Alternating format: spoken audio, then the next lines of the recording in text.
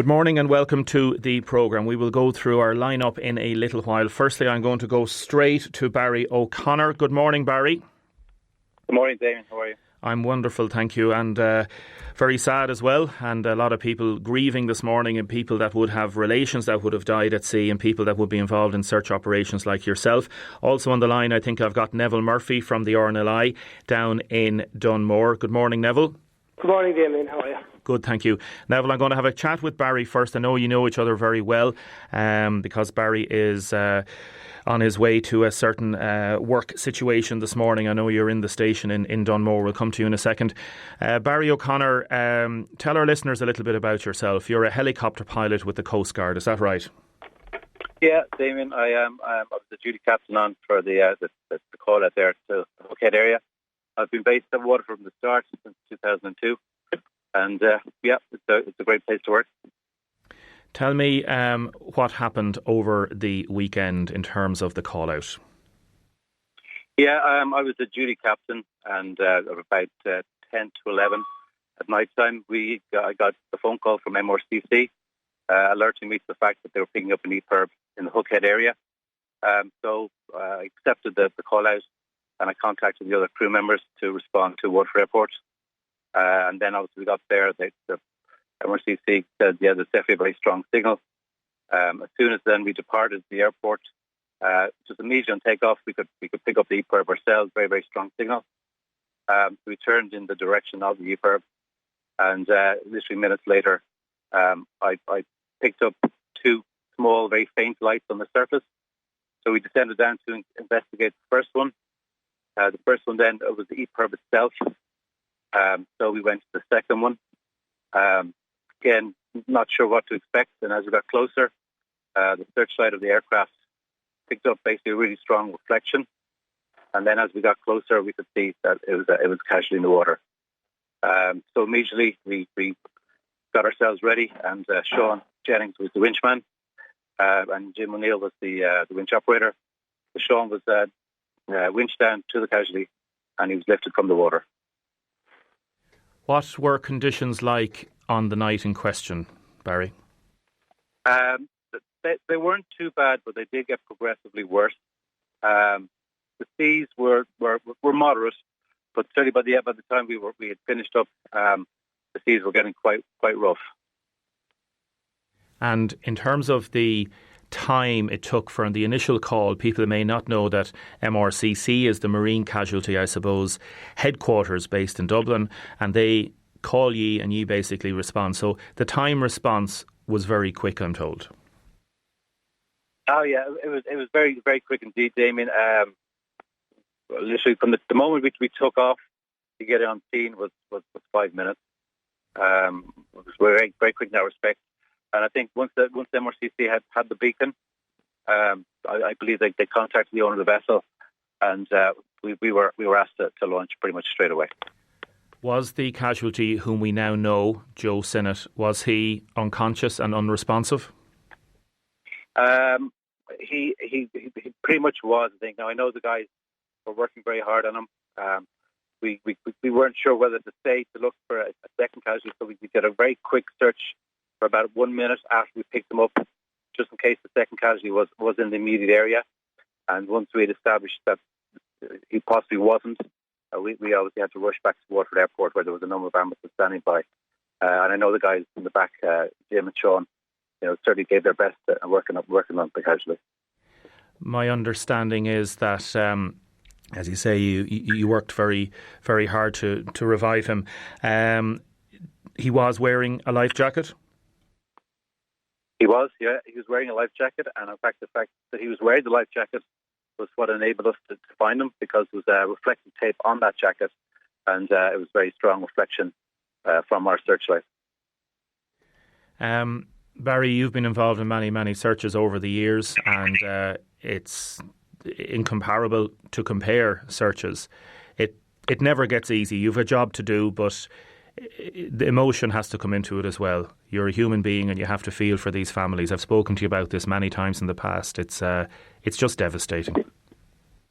Well, of course, Damien. I mean, you have to obviously be professional about the work we do, but certainly, you will feel for families and so on. Michael's son has even contacted us and thanked us and so on for bringing him home. So yeah, of course it's emotional, but at the same time, we have a job to do. We have to kind of, keep the head focused. And obviously, when we brought him back, we just fueled up again and went straight back out to search for the second casualty. And was there any other sighting on the water at that time when you managed to get Joe out of the water? Any other sign of debris or anything else to see at that stage? Yeah, we were picking up debris. We could see a lot of debris, and ironically, with very good the flare camera, the forward-looking infrared. Even at one point, we had a heat source, and we actually thought we possibly had got him. But believe it or not, it was just a couple of birds on the surface of the water. So we had a couple of false hopes, unfortunately. And obviously you're taking part, and your teams and crews are taking part in the searches today and ongoing over the next few days. Yeah, I'll be back on myself now at lunchtime, and we'll be getting airborne again for further search. Barry, I'll let you go because I know you're under pressure to get back down to the station for 12 and 1 o'clock. Take care. Mind yourself. No bother at all. Thanks, David. Thank you very much, Barry O'Connor. Neville Murphy, you're still on the line there? I am indeed, Damien, yep. Neville, you were obviously involved for many years as well with the Coast Guard helicopter. What you heard Barry describe there, that's an awful shocking reminder of how things can go wrong. We don't know why, but obviously how the search teams can at least help in getting loved ones back from the sea. Absolutely, and I mean, as you know yourself, we've seen it way too often down in this part of the country and the southeast. 13 years ago nearly to the day this month, we had the Power Charles, and we've all experienced this way too much, and these kind of things really affect the community across the board. I think, being down here the last few days around the harbour and that, it's just a stark reminder of how things go wrong so quickly and how it affects the community as a whole, And it's not just down the southeast, Neville, because anybody involved in fishing around the country, fishing communities, invariably there's been losses over the years, and something happens in Waterford or Wexford, people in Cork and Donegal and Galway can feel that same pain because they know what other people are going through. Absolutely. I mean, everybody's the same in that respect. It's a small country, and I think it's probably heartfelt right across the country in the whole community. We were talking briefly last night, Neville, in terms of the fact that Joe had a life jacket on. That would imply that he may well have been on deck, possibly doing something. We don't yet know, and we may never know exactly what happened. But that would imply that he more than likely was on deck or in some sort of a working on the deck area, possibly working at the gear. It would be, and we can only guess that at this time. I mean, it's really hard to know at this stage. But the fact that they found him so quickly, you could nearly surmise that that he was definitely on the deck, all right, at some stage. And I mean, the life jacket, as Barry said earlier, was a huge factor in them being able to actually locate him at the time. So just it makes things easier for the searchers, I suppose. Really, I've been in touch with members of the Whelan family overnight, and they've said to me that Joe always wore his life jacket. He never let the life jacket off. So that also might imply that he was inside, so he may not have been outside. He always wore the life jacket. The boat, we understand, the Elise, is lying around 52 metres below the surface. Is that right? Yeah, just around the area where when she went down, that's roughly the depth that's in that immediate area, yeah. So I suspect she's very close there. And our hearts and thoughts go out to the Sinnott family and to the Whelan family. Like the Whelan family, Willie Whelan is missing today, and just can't begin to imagine the pain that they're going through. Is there a possibility that he might still be with the boat? You never know. I mean, if he was inside in the wheelhouse, there's a possibility he could be in there. I mean, as we speak, the search teams are out there again this morning.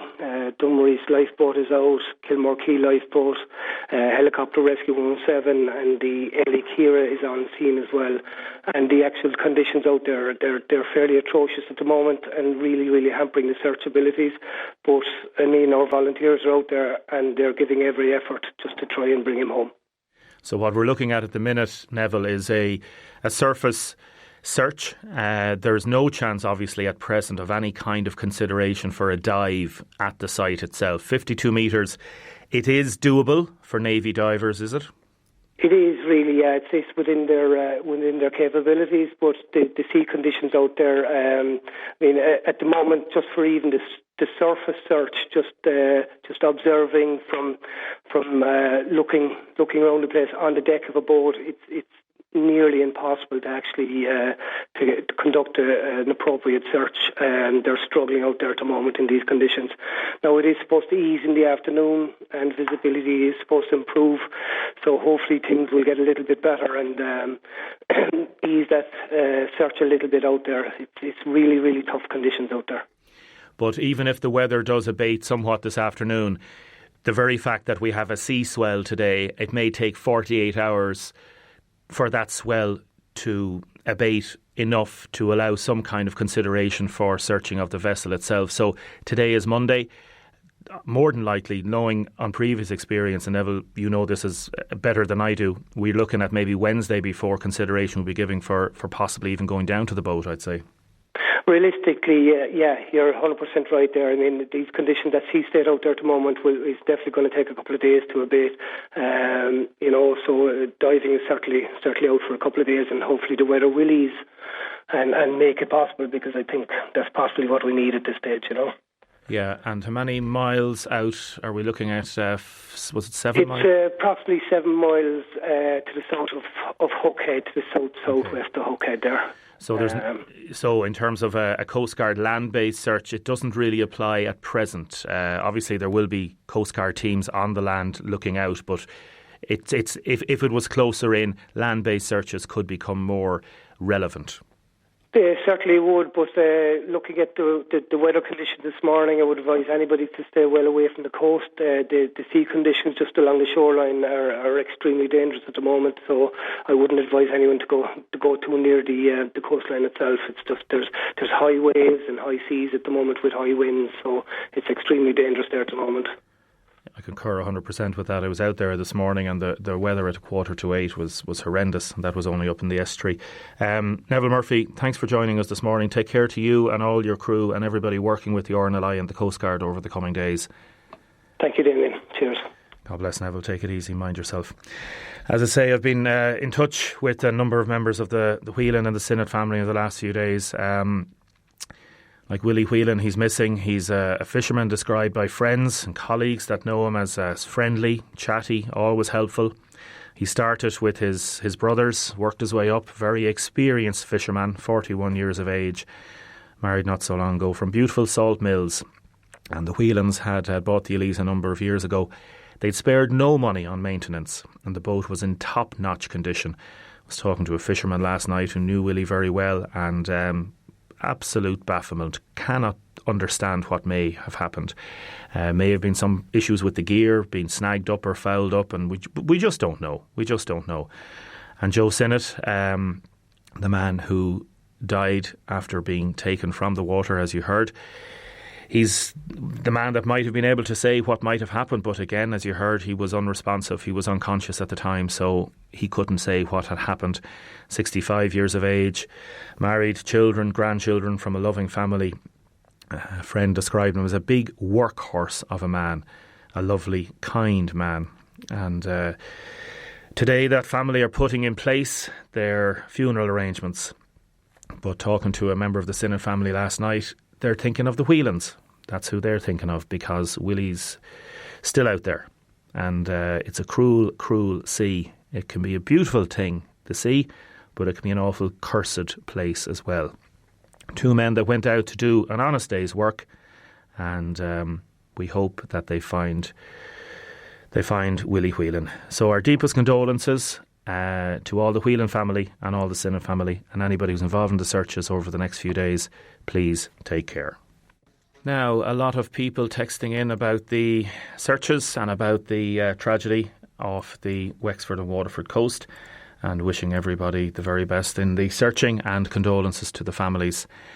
Maggie has texted in to say, Damien, very nicely covered. Hard job for Barry and Neville and all at the search and rescue bases, and all the others who put their own lives at risk to help bring others safely. Well done on the coverage.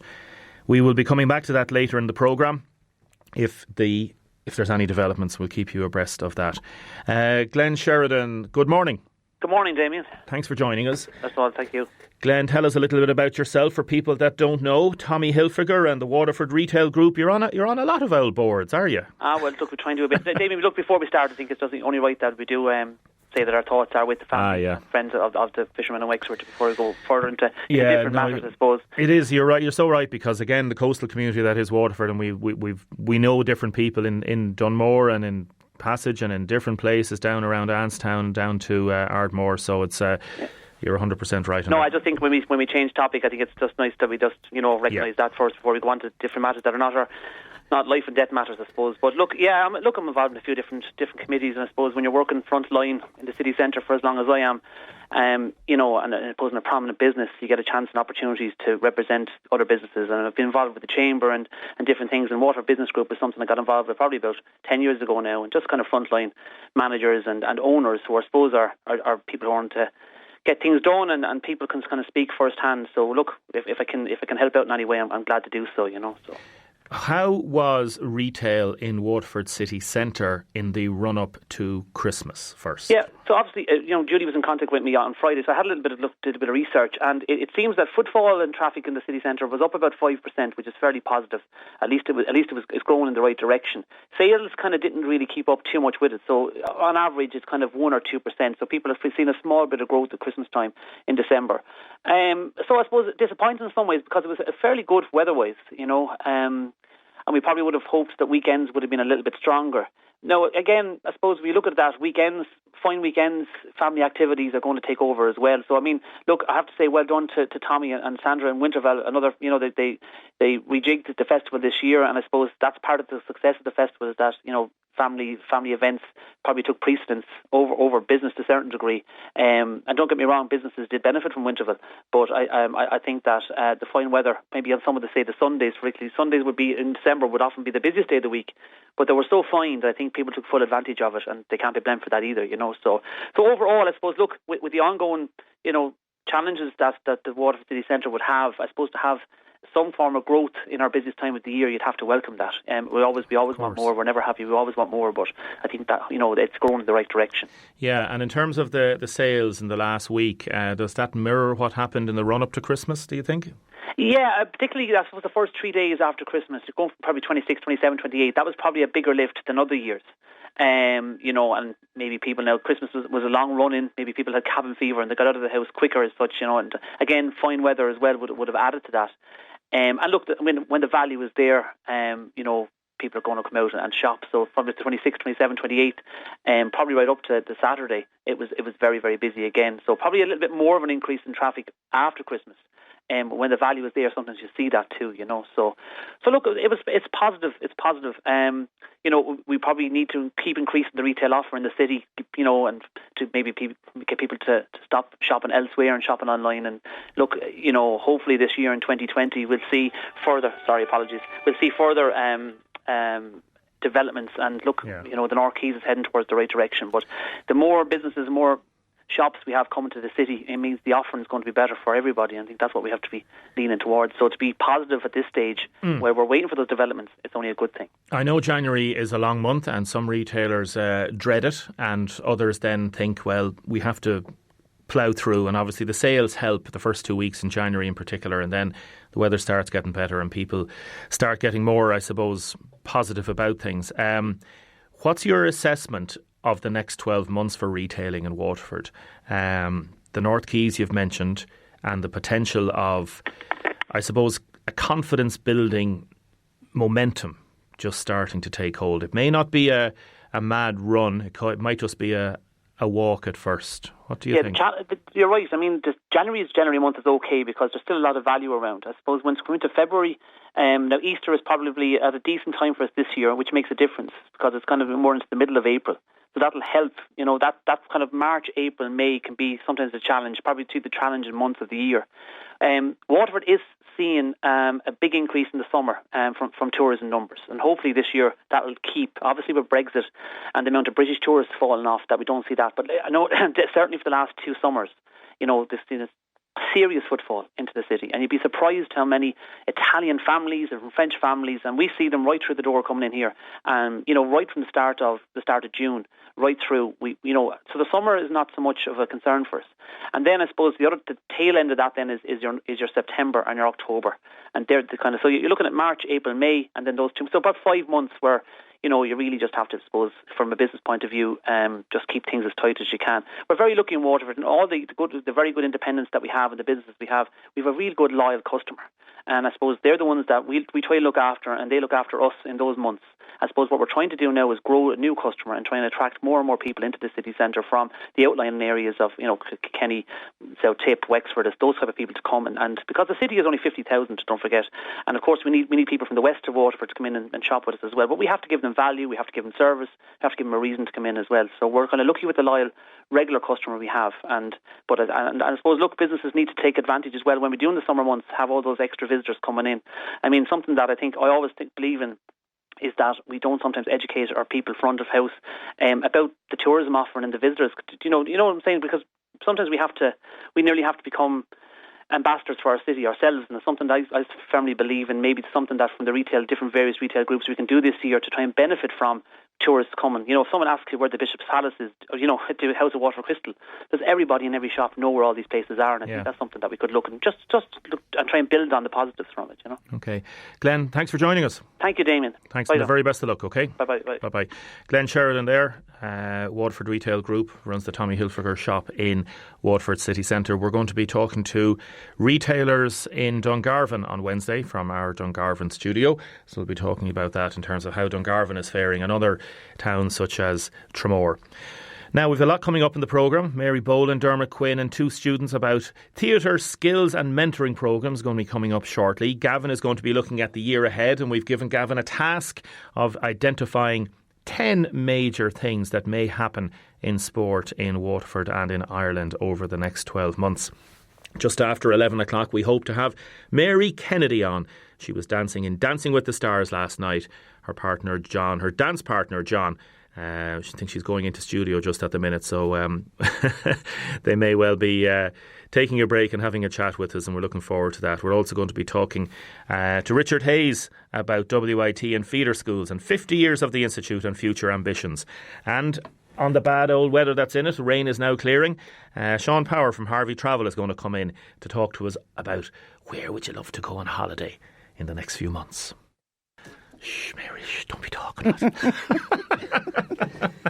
Don't be talking off air with Mary. They'll be listening to you, The stress. We're back, Mary. We're back. The red light is on. What we're you back. were saying is the thing. That's what you were saying, yeah. You wouldn't want to be cursing now. Yeah, like wouldn't, that. Damien. God forbid. Barry O'Connor just texted me back. I want to say thanks to Barry for doing the interview with me this morning. The search and rescue helicopter pilot, he said, he may have said...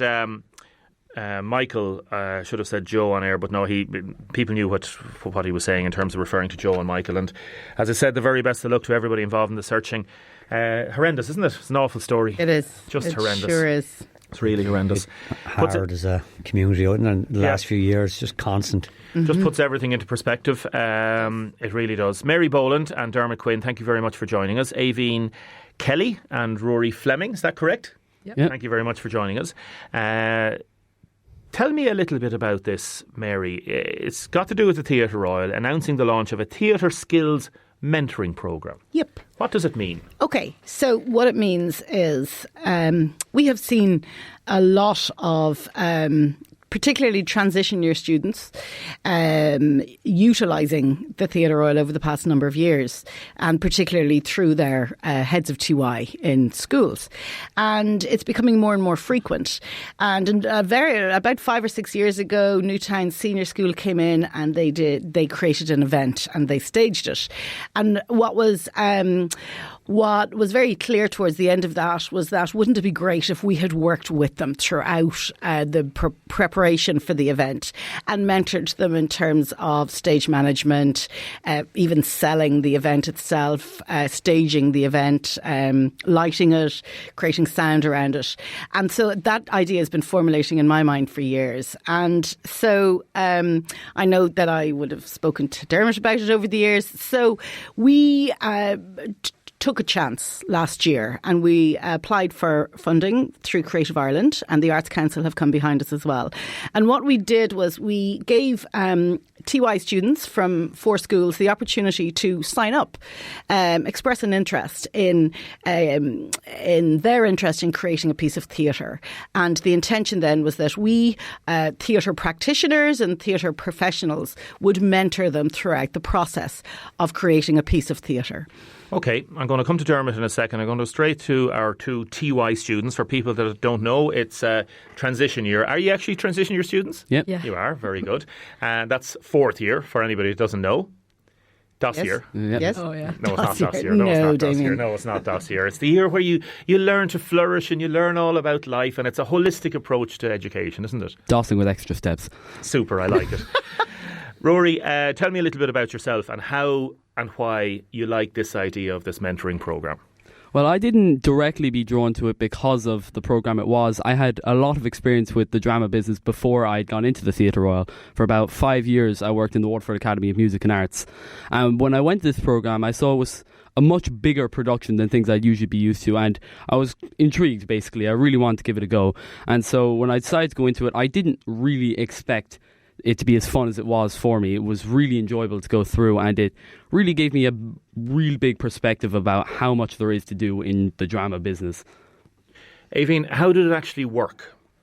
Well, I think it's just, if you think of Waterford has such a brilliant history with theatre, and if you even think of the Theatre Royal itself, there's always a show on and there's always a play, someone rehearsing for a production.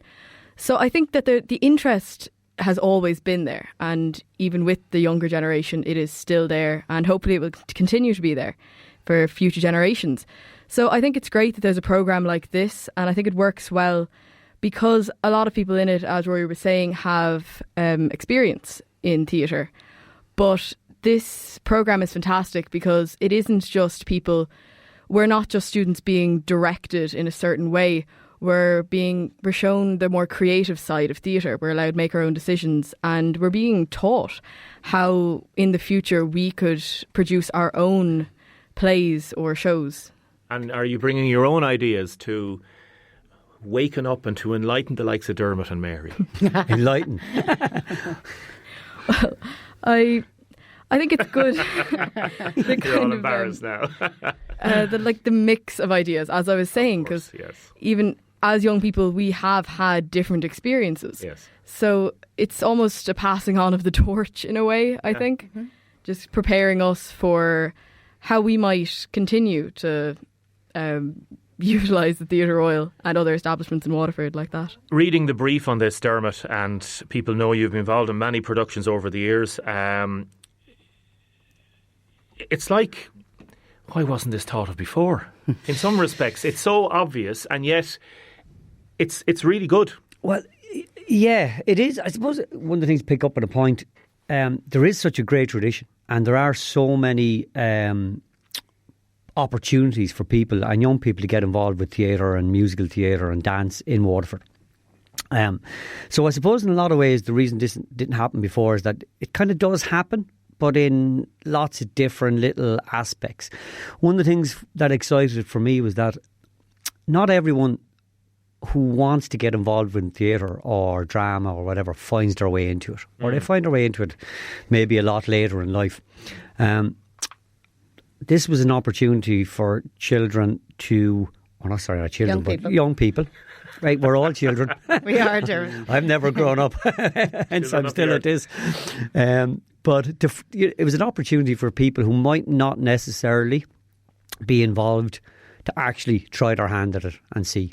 And what's brilliant about it is that, and I'll pick up another point, it is all their ideas and it is all their input. They are going to be allowed to make their own mistakes.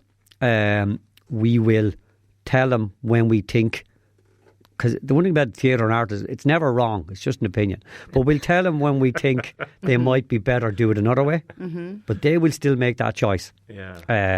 All we can do is give our opinion, and it's what's critical here is that it is only our opinion. It's based on years of experience and knowledge, but it's still just one person's opinion. So it is their show, and they will make the mistakes and they will get the stuff right. It's all about that. So, yeah, look, it's a really exciting programme. And to go from absolute scratch, and I mean absolute scratch, we sat down the first day with the young people and no one knew what we were going to do. And I'm still not sure if we all know exactly what's going to happen. But it is going to be exciting, and it's going to be energetic, and it's just a wonderful opportunity, you know. When is the production taking place? The production. So this and next week, the young people are with us pretty much every day. What's interesting is that we have our Shakespeare review and rehearsal. So there's a professional team working in the Theatre Royal alongside our TY students. So they will come into us each evening for the next 2 weeks, and they will prepare the piece. They will technical rehearse it next week, and it will be performed for the general public and their parents on Thursday the 16th, and then a school's performance on Friday the 17th of January next. It's been a 16-week project. Wow. So they have been with us every Monday and Wednesday or Thursday of each week since September. Which is a lot of work for you as well. It's demanding as well. It's something you could say, I wouldn't be bothered with that, but fair play to you for taking it on. Well, exactly. And as Dermot said, like, this is year one. We didn't know the best way to create this. Yeah, it's been a learning curve for us. It's been a real learning curve, and it certainly has evolved. We are already talking about year two, and probably will make it a much shorter. But again, the young people will give us advice around that. But I suppose I'd like to pick up on something that Aoibhinn said. We have a responsibility, and Dermot and I are the same age. You don't need to know how old we are, but we have been working in this business for a good over 30 years. And Liam Marr, who is working with the young people on creating the piece itself and mentoring the directing side of things. Collectively, we have many years' experience. I believe we have a responsibility to pass that torch, and something that Aoibhinn mentioned. And this has been my beef for the past number of years. I was lucky enough to work from the age of 16 with Red Kettle, and all of those professionals doing what they were doing, professionals that were coming into Waterford to create work, production managers, producers, marketeers, across the board. And I was lucky enough to have that and be given that. And that kind of level of professionalism in terms of producing work, unfortunately, is not in Waterford and hasn't been for a while. And so we need to pass on the things that we have learnt, and this is giving us the opportunity to do that. Is there, Rory, is there a good buzz about, I suppose, let's go from teenagers to young adults. Teenagers are young adults in the artistic field in Waterford. Dungarvan obviously has got a good buzz going about it as well. Like, there's youth arts, there's, as you say, Waterford drama, there's so many different groups, there's lit festivals, there's different things. There seems to be the next generation coming on, as Mary says. Do you get a kind of a feeling there's something happening? I definitely think more people are involved with drama and stuff like that than there were in the last generation, the older ones, because it's definitely not nowhere near as popular as it is in different parts of the country in Waterford. So she's right in terms of that, like, we aren't really spreading out as much as we'd like to in terms of the drama business, but you get such a great feel for being involved in it, and I definitely feel more people are coming towards it and finding it more enjoyable, and that's just great to hear. What would you like to do when you grow up? Oh, that's the question that gets me every time. I'm not supposed to ask hard questions on this programme. I don't know, appearing... Oh, they have to make that decision soon now. Coming into 50, transition year's over. No. He's of the artistic nature. 25 will be time enough to make a decision about that. I don't know. I considered going into acting for a bit, but I'd honestly turned more towards science. Would be more my thing, so yeah. Good. Not much. Aoibhinn? To be honest, I'm not sure. I'm Good. Even people our age, I think a lot of us are just not sure. Yeah. And transition year is a great year for trying to make those decisions, or even if not to decide on a certain career, but to kind of narrow down the area you'd want to go into. But I think, I'm not meaning to be cheesy here, but whatever area you go into, I always think that performing gives you brilliant confidence and like things like communication skills that you'd need for any career you go into, any career path you take. But anybody, take the science aspect, marrying with theatre and artistic direction and what Dermot has done over the years, and lighting and sound and all that. Like, I know some people involved in sound in my previous career, and they get such a buzz out of making sure everything is just right. So there's lots of different avenues to go down, isn't there? Yeah, exactly. There is. I mean, I suppose not just from the point of view of creating a piece of theatre, what comes with it is obviously confidence, but the discipline that's required in order to bring a piece of theatre to the stage, from the stage management side of things, as well as obviously the actors, all of the technicians, lighting and sound, the design team, the marketing team, the discipline, the dedication, commitment, all of that. That's certainly what I would have learned when I studied it in college and was lucky enough to have all of that experience. That's what it gave me. It gave me a reason to really step up. So that would carry you through everything that you do in life, isn't that? Dermot, are you excited about the next generation? Yeah, absolutely. I think it's not something I think about too much. Because the thing about theatre is that you work with people of all ages every show. You know, there's never kind of, there's the young people show. Because So, but one of the things for me, and I think from a performance and acting side, Waterford is in a very strong position. There's so many stage schools and really top performers and actors coming out of it.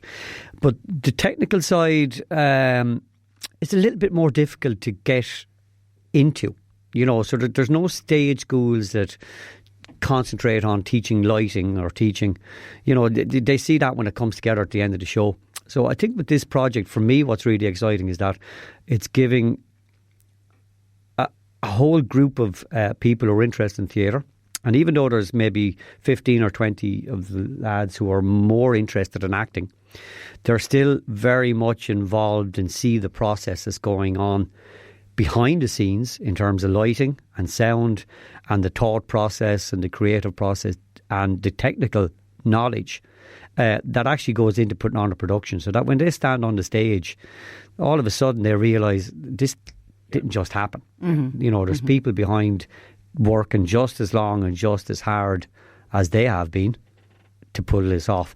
So that's the real excitement for me on this thing, that we have a group of teenagers and young people coming through that are actually learning a whole new range of skills that they wouldn't get an opportunity. Can people buy tickets for this event on the 16th? For the 16th, yes, it'll go online this afternoon. €5, so it's really just to come. It is a preview dress rehearsal. If it falls apart on the night, that's okay, because it will be very much a dress rehearsal. It won't fall apart. And I suppose what's great about it is that you get to see the play, which has been created, but we are also creating a little film, a 5-minute film, so you get to see the process and start to finish in terms of what the young people, the 27 young people, have been through. We'll help promote it on the website later as well. Mary Boland, thanks very much. Dermot Quinn, thank you very much. Aoibhinn Kelly, Rory Fleming, thank you very much for joining us. Thanks for having us, Damien. Best of luck. Cheers, Damien. We'll talk to you now in the next few years, please God, and you'll be onwards and upwards if you're not in Hollywood. Thanks a million, and Damien. to everybody in the Theatre Royal, the very best of luck for the season ahead, okay? Cheers. Thanks a million. Thank you. Thank you. Now, a number of people texting in, again wishing condolences and sympathy to the Whelan and the Sinnott families. Other people texting in about commemoration ceremonies for the Civil War, and it's something we might come back to later in the month. I know there's a big commemoration plan for the 17th of January. Pan Stradbally has been in to give out about it, or has been phoning in and texting in saying it's a disgrace. We'll come to that again another day. We're now going to talk about 10 things that might happen this year in sport for a few minutes just before 11 o'clock. Gavin Whelan, good morning. Very good morning, Damien. Happy New Year to you. Many happy returns. 2 things we mustn't forget to mention. You have an interview with Michelle. She's going to be on the show tonight. Yeah, absolutely. Yeah, Michelle Ryan, absolutely fantastic ambassador, of course. Last night announced her retirement from intercounty football. 19 seasons in the Waterford jersey. Amazing player, and I think a great role model to younger players as well. Always left everything out in the field. And 2015, I suppose she'll be remembered for the 1-3 she scored against Kildare as Waterford won the intermediate, and of course, got back up to senior. That was huge as well. 3 league titles, Munster Player of the Year in 2017, and always kind of on and off the field a genuine great sports person. And it's a great chat. She gets kind of emotional in it. She said it was a tough decision, as it is, but talks about the demands of intercounty being a big factor probably in it, but still a lot to offer her club as well. And Ballymac, of course, they won 38 in a row this year as well, so she's not going away anywhere. It's a great chat. So yeah, if you're around later on, coming up from 6:10, so we wish her the very best in the future. Great ambassador for ladies football. And you'll also be previewing a little bit with the Sports Awards. Yeah, absolutely. Yeah, W. Lord Granville Awards Saturday night, the GA Awards, 15th year of it, so it's going that long. And looking forward to sharing the stage with Mary O'Connor, of course, the CEO of Federation of Irish Sport, is going to be our special guest on the night. 12 monthly winners vying for the overall accolades, so always a big night in the GA calendar, Damien, so really looking forward to, and we'll be extensively previewing that tonight, and indeed on bulletins and shows for the rest of the week. So yeah, bring it on. I gave you a task before the weekend. I said 10. Let's look at the top 10. We don't have too much time to go through them all, but we'll skim through them quickly. So, firstly, hurling. New boss Liam Cahill. What does Waterford hurling need to do over the next 12 months? Yeah, I suppose in typical me, I left it to about 9:30 this morning to actually jot down the actual things. In fairness to Julie, she gave me plenty of notice. But of course, look, it's a new era now with Liam Cahill in. Good win yesterday against Kerry. I think the main aim will be Waterford trying to get back, being competitive. The Munster Championship was really so competitive. I mean, it's very, very hard to even get into those top 3.